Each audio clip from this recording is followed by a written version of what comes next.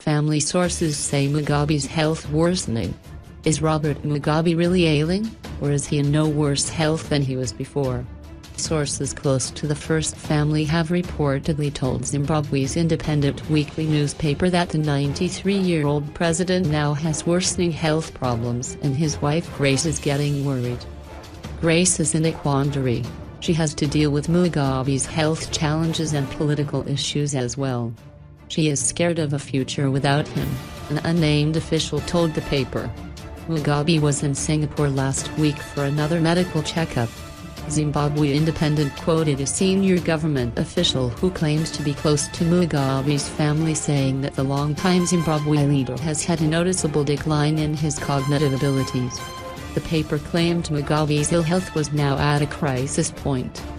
But there have been numerous exaggerated reports on the president's health in recent times.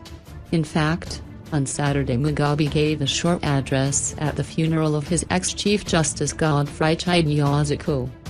At that occasion, he appeared strong and in good form. Apart from the frequent Singapore visits, there have been hints over recent months, and indeed years, that Mugabe's health is getting shakier. For the first time this year, he was driven into the stadium to give his Independence Day speech in April. Previously he has walked in. Cameras from SUBCRIBE no longer focus on Mugabe as he walks anywhere in public, scared no doubt of a repeat of the 2015 Mugabe fall debacle, when the president slipped on the red carpet at Harare International Airport.